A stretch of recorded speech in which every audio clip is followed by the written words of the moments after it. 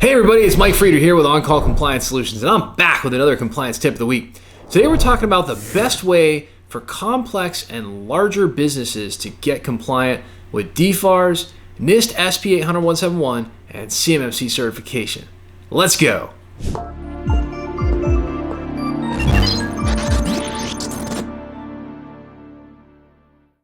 So hey, if you're a defense contractor who's feeling overwhelmed, tired, and alone, trying to understand all of this DFARS, NIST SP 800-171, and CMMC compliance stuff, I've got great news for you. You found your home here at On-Call Compliance Solutions, where we can help you transform into your company's on-call compliance hero. So you guys, I'm very excited to talk to you about our subject matter today. And for those of you who regularly tune in to the channel, you know that at On-Call, we talk a lot about how to help small to mid-sized businesses, how to get them compliant, winning more defense work, and of course, becoming more mature, secure, and managing technology better. But today, I am actually going to swim to the other side of the pond, or maybe I should say the ocean, because today we're going to swim with the whales. We really don't talk a lot about this, at least not on YouTube, but On-Call actually has a lot of experience working with companies that are doing in excess of $1 billion annually and have employee counts in the thousands and tens of thousands. You see, we actually work with quite a few large worldwide enterprise companies, and we love working with them. But to be honest with you, we don't really talk a whole lot about that because one, we don't really reach a lot of you in larger companies through YouTube. Just being honest. And you know what? If you're in a larger company, that's awesome. Keep watching because you're going to wind up a lot smarter for it. Meanwhile, it's more of a targeted approach when we're reaching out to larger enterprises. And so we just generally speaking feel that the content on YouTube is a little bit better for the small to mid-sized business. Again, that company that doesn't have quite so many resources and support. But here's the thing. We're all about working with those big enterprise companies, and we're probably the most experienced firm out there who's done it. Two, generally speaking, when your company gets to be of that size, the challenges are always very unique to you.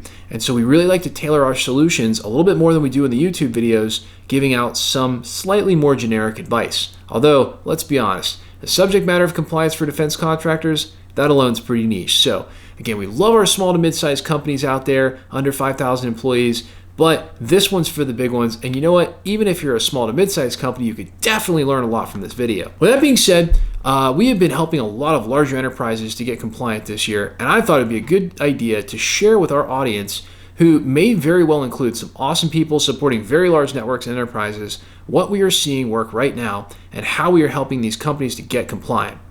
At the end of the day, just because you're big doesn't mean you don't need help. Believe me, we've needed help building our business to be better each and every day for our clients, and being coachable and open to help is a key to success. As I like to say, every day and in every way, we try to get better. And you know what? It's a team effort out here, and we on YouTube are here to help. So, in larger enterprises, there are some common problems that we often find when helping them to get compliant. As an example, because of the sheer size of these networks, getting major security changes accomplished simply takes longer and has more complexity to consider when changing settings, especially when they may affect the everyday experience of hundreds or even maybe thousands of users across a specialized unit within the company. Going in and doing something simple like changing group policy all of a sudden becomes not so simple when it affects 500 plus users, each with unique needs of their own in their own departments. As a result, change management becomes a major factor and something that must be handled meticulously, causing long delays in rolling out solutions to temporary compliance deficiencies found. What might be simple in a little smaller company can be very complex to deal with in a larger company when it comes to these controls. The truth is, introducing major changes within some large corporate networks to accommodate what may be a small percentage of overall business coming from the defense industry, well, it may just simply be a total no-go for many larger companies. Again, a lot of large enterprises may only have 1 or 2 or 5% of their business actually in defense. So in those cases, it just simply may not be possible to be compliant across a large enterprise network due to existing workflows requiring different security configurations. Now, in a case like this, when a larger company's corporate network cannot reasonably be made compliant, well, what do? I think there are many answers, and certainly we would want more information about the specifics of each situation to make a proper decision. However, in many cases, we have been able to bring big solvency and allow these larger companies to get more and more defense wins by standing up a secure, virtual air-gapped enclave utilizing Azure Government, virtual desktops, and virtual servers. And for less money than you may think. Imagine a scenario where you have your existing corporate network and you don't actually have to make any changes to it to be compliant. That makes the IT team very happy. Believe me, we've had a lot of years of experience, and IT directors and CIOs are very grumpy when they have to make big major migrations, like migrating everyone's email over to Office 365 GCC High. Nobody wants to do that in a 65,000 person company. Believe me, ask me how I know. We like this, all right, not having to tear apart what has taken years to build and get stable.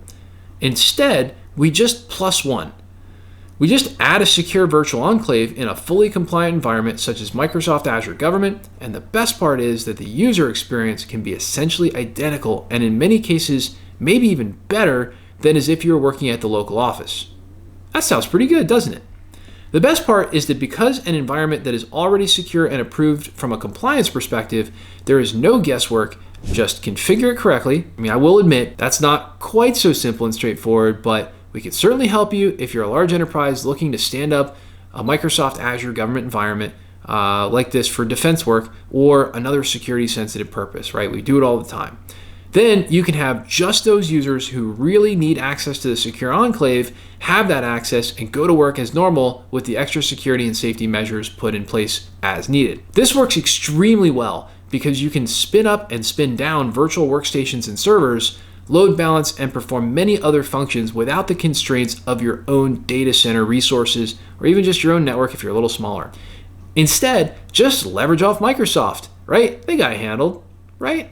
Sure. There's so many great use cases and scenarios for both large and small businesses when it comes to Azure Virtual Workstations. And if you just want to stand up a compliant environment without having to change anything in your existing environment for defense work, well, this is a great way to go and surely much easier than putting the focus of an assessor on a much larger exhaustive network. Believe me, ask me how I know that. Also, what's really cool is, again, as long as you're logically restricting it, you can even connect an Azure Government network to your local network, via VPN and everything else, but you just have to make sure the proper security is done, it's logically segmented, and again, if you are stuck on something like that or you want us to help, you can always reach out to On-Call. Even in large networks, we can definitely help with that. Now, even better, if you take this approach, you'll be much more likely to shrink the cost of things like environment management and CMMC certification assessments because the boundary of CUI handling is made crystal clear and there is much less chance of blowing the boundaries of your outlined scope when it comes to assessing. Now we're getting somewhere. Combine all of this with Microsoft's pre-existing ready-to-go security tools, and hey, if you're open to some help, On-Call's stack of compliance and security management tools, yep, we can help there too, and you have an out-of-the-box solution to compliance that can be up and running in just a few weeks and is scalable. Well, hey, as big as you want to go, baby. That's right.